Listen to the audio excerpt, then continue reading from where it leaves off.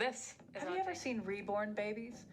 They're these hyper-realistic looking dolls that are collected for their extraordinary artistic accuracy. They're also used therapeutically for people who suffer from anxiety and depression. Hear from a woman who uses them for just that reason. What she gives me is what I need to stop my anxiety. It's just the nurturing that I feel I'm overflowing and I've got no one to give it to because it's been taken away from me. Plus, meet an artist who makes them look so real and a researcher who studies the reborn community and culture. And hear the story of a photographer who made these dolls a major part of her work.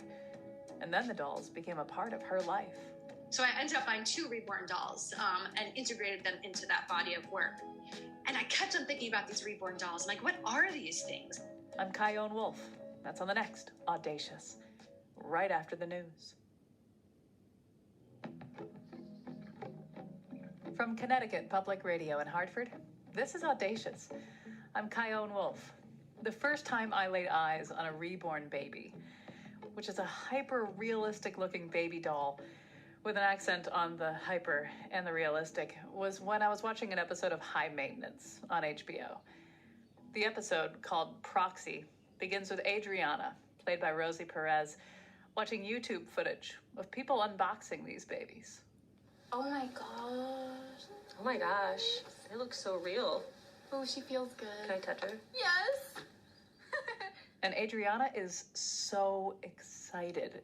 You don't know exactly why she's looking, but when she finds one online for $800, which I've learned is kind of a bargain since these things can be sold for thousands of dollars, she shows her husband Arturo, played by Guillermo Diaz. Arturo's skeptical, lovingly, but you get the feeling that whatever it is that's going on for his wife that made her want this baby, he's gonna roll with it. Baby Nico finally arrives in the mail, and Adriana is overcome with excitement.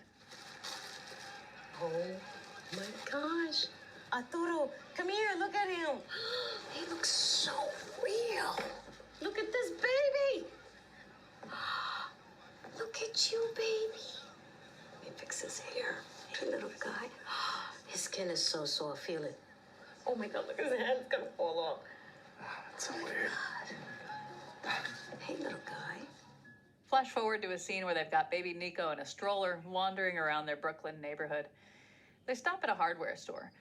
Arturo stays outside with the stroller while Adriana goes in to get something, but then he follows her in, leaving the stroller outside. Naturally, a white lady with Karen hair discovers this abandoned baby, calls the cops, and then this scene unfolds. Corner Jefferson and Wilson. Excuse me. Are you responsible for this child? Yes, No. This is my baby. Who the are you? Yo, Adi, please, wait. You can't leave a baby out on the street. Well, you should be ashamed of yourself. God. Why don't you just mind your business, lady, all right? Adi, por favor, por favor. Listen, honey, we're just gonna wait here for the cops. The cops? Right? You don't Don't touch me, sir. Back Hey, away. he didn't do anything to you. You I can't understand. All right, who called? Relax. This call. These lunatics left an infant unattended. It's not a real baby! Yo! They are out of their God, it's a silicone doll. Look. Oh, That's what you're fighting about! It's a silicone doll! Look! Oh my God! That's what you're fighting All about! right, relax. God. Calm down.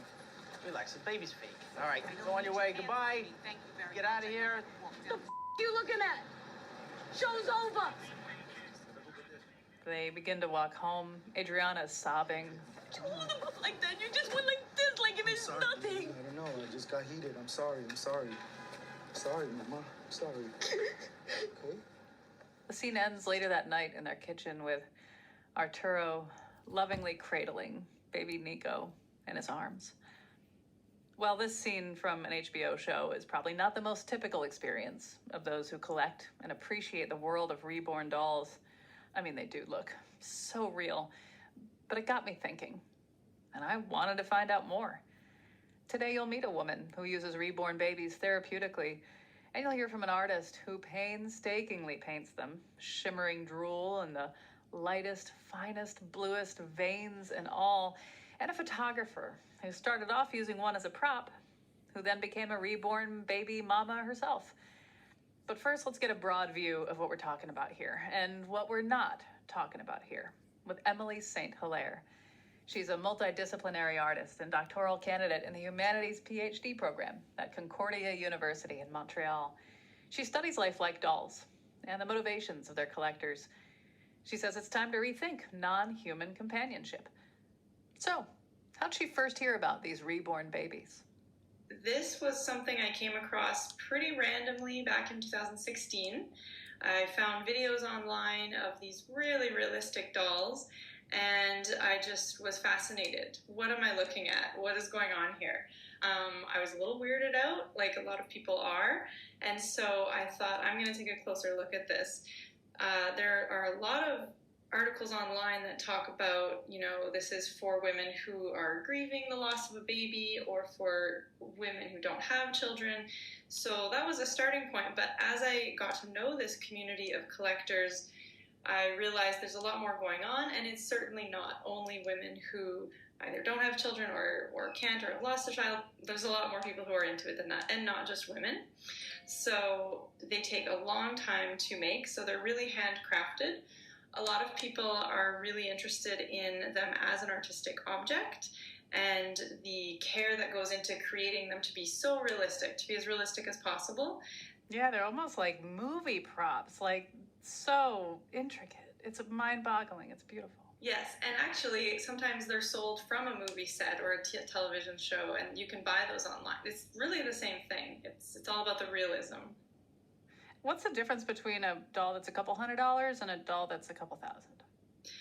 The materials is a big factor. So a doll made of silicone, it'll be a full body. It can be wet, like bathed. It's very different than the vinyl kit, which is a cloth body usually, and then the limbs and the head. So whereas the vinyl dolls are made from a run of several thousand and then hand painted by a reborn artist, the silicone dolls are kind of a one-off or maybe a run of 10 dolls, and that's hand sculpted by a silicone reborn doll artist. So those would be in the thousands. So we were talking about how some people collect them as pieces of art, but what I really am interested in are the people who use these to alleviate feelings of anxiety, loneliness, to address some sort of trauma or pain or something. This is the biggest question, but I mean, like, what do we know about what purpose these dolls have when people are in pain? Well, another reason why people might have these dolls is that it's fun.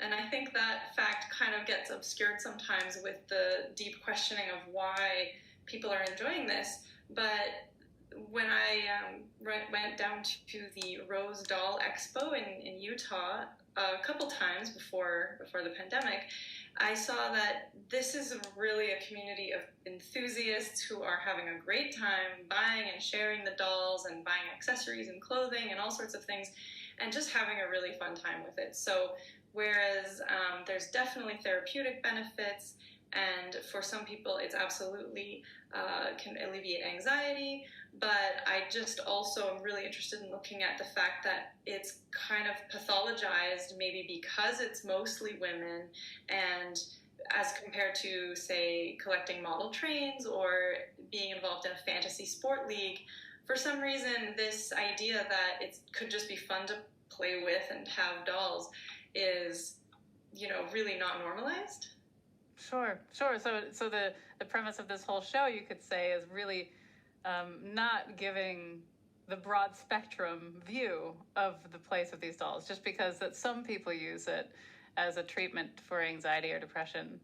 That's not the whole picture. They could also just be fun. Absolutely. And something that I think is important for folks to realize is that no one believes that these are real babies. I've never met anyone who's met anyone who thinks it's a real baby. And you don't get that impression, particularly from fictional representations. For example, in the Apple TV show Servant, there's a reborn doll, and the mother character, Dorothy, fully believes it's her baby. As entertaining as that show might be, it's really giving kind of the wrong impression. It's not doing any favors to the collector community because of that, misunderstanding. When I was reading about you and the research you've been doing, there's words like synthetic relationships, non-human companionship. Pull the camera back for me. What are you studying? What are you learning about these synthetic relationships, these non-human companionships? So, a lot of research in artificial intelligence and what's called social robots is thinking about what we might design in the future as a companion, a non-human companion. It might be the most basic form, maybe a chatbot. And today we have other kinds of more advanced programs and devices. There's a robot called Lovot robot. So this is in Japan, a house companion that is basically a little robot that's kind of like a pet meets a robot, and it's there to give you love and to make you feel, companionship at home. And there's also Paro, the therapy seal. So in Japan, there's a lot of this research and development being done, in a large part, I guess, because they have an aging population and concerns about companionship for an aging population. So the therapeutic side, they're utilizing artificial intelligence to interact with the owner. But what I'm realizing through my research on reborn dolls and also adult love dolls, sex dolls for adults, that if they're not artificially intelligent at all, there's still a very strong connection that can be made here. So I do think it's significant to consider how little AI is even necessary in order to have a significant companionship type of relationship. And I've taken to calling that a synthetic relationship. And I was really inspired as well by the movie Her, where the main character, Theodore, gets involved in a relationship with his OS, his operating system. So I think a lot of people think that could definitely be something that comes up in the future. I'm really interested in how the dolls have a physical presence as well. So it's almost two separate things, but I definitely think there are implications for this kind of future world we envision. The overarching feeling I get when I think about these reborn babies, as somebody who's just learning about it by doing this episode, and when I think about these synthetic relationships, as you call them, part of me is like, well, okay, this is my judginess, well, okay, as long as, like, they know they're not real, right? Like, whatever benefits you get out of it, like, however it makes you happy or fulfilled or healed, okay, but as long as you know, as long as you remember, and that line of, well, what if they don't? What's wrong with that? Well, to me, it gets back as well to the uncanniness and that initial creepiness. So the creepy feeling that we get sometimes, it can come from a bit of an uncertainty as to whether or not there's a threat. So if there's like a dark, shadowy corner, should I be afraid of that or not? We don't know. So there's a creepy feeling. There may be a threat there. But when we feel creepy about a reborn doll, sure, the doll may or may not be real, and that, I think, at an instinctual level is a bit disturbing because we don't know what to think. But once we displace that creepiness onto the doll owner, what is the actual threat there? Is it that she might steal a real baby? Is it that she's crazy? She doesn't know that it's not real. So by questioning where the creepy feeling is actually located, I think gets a little bit deeper in dividing what's maybe a justifiable concern, like, wait, is that baby real or not? And then what is perhaps something that should be questioned. Well, Emily St. Hilaire, thank you so much for talking with me about all this. Thank you for the opportunity.